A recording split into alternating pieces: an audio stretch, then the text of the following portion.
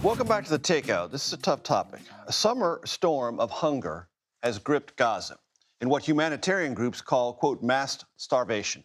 The World Food Program said this week a third of Gaza's population of 2 million now must live for days without food. Also this week, the UN Secretary General called conditions in Gaza a, quote, horror show.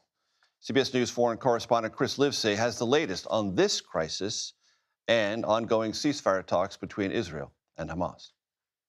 Well, there tends to be one major sticking point in these ceasefire talks, and that is Hamas's insistence that Israel completely withdraw from the Gaza Strip, either during a ceasefire or afterwards. That is a non-starter for Israel, which fears Hamas would use that time to remobilize and to launch further attacks. For its part, Israel says that it's now considering alternative methods for bringing home the hostages, and we're hearing similar noises from the United States. Exactly what those alternative methods might be are uncertain. We also have France now recognizing a state of Palestine.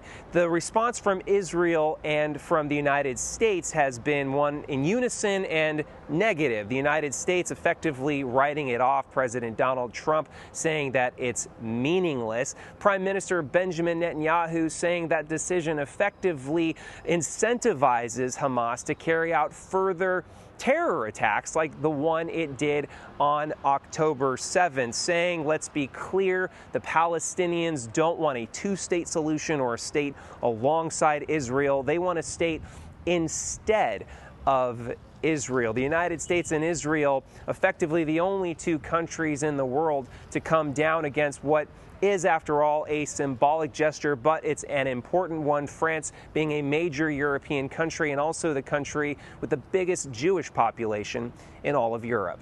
Chris Livesay, CBS News, Rome. My thanks to Chris Livesay. The CEO of Mercy Corps, Tjada McKenna, joins me now. Tjada, thanks so much for joining me. I appreciate it. Describe for my audience, the best you can, what the situation is for civilians in Gaza right now.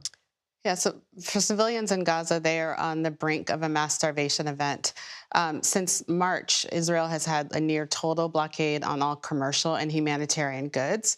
In May, there was a partial lifting of that. So some humanitarian goods have been allowed in at very low numbers to a very limited number of organizations. And we have not been allowed to resume normal distribution centers. So under normal UN-led mechanisms, we would have 400 distribution centers around the country.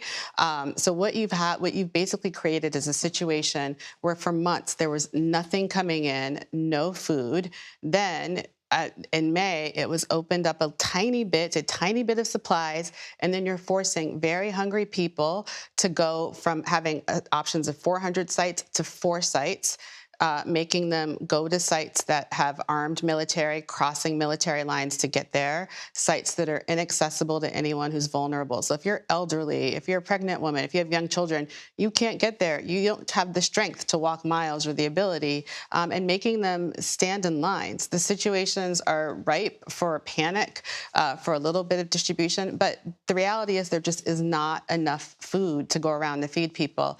And the markets have just collapsed. I have reports from my team that a bag of flour is going for $480 in the marketplace. Which, let's be clear, most Palestinian civilians don't have. Yes, there might as well be nothing there. It's inaccessible. So this Gaza Humanitarian Foundation is the one responsible for these 4 points that you described. They say, the Israeli government and the Trump administration say they're necessary because if they don't rely on those distributors, Hamas will steal the food and use it for its own purposes, so the civilians won't be helped either. So this is a way to make sure the civilians are more orderly, have their needs met. How do you evaluate that?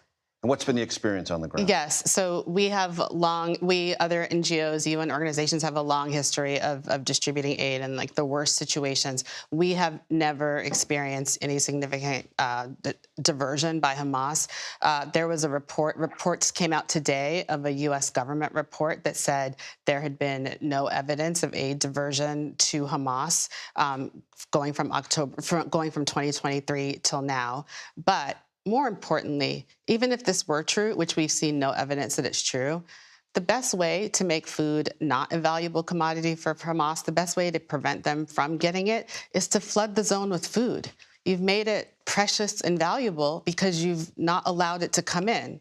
So these things just feel like very circular excuses. And as you talk about these distribution centers, small in number, high volumes of people, a higher level of desperation, the Gaza Humanitarian Foundation, backed by the Israeli military, are armed. People have been wounded and killed in pursuit of food. Yes. The Secretary General estimated this week, I believe, up to 1,000 people might Up to have been 1,000 people. It feels like at least 50 to 100 a day die trying to get food. being shot in pursuit of food at these distribution centers. Yes, if not, and then a whole host of other people injured from injuries, maybe trying to escape that, trying to escape crushing, trying to get the food there is.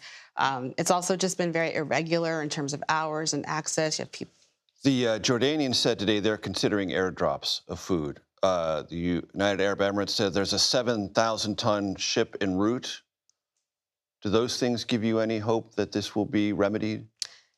Airdrops at this point in this situation are a stunt meant to delay addressing the serious situations. Airdrops are expensive. They are not efficient in terms of who you're targeting and who's getting the food.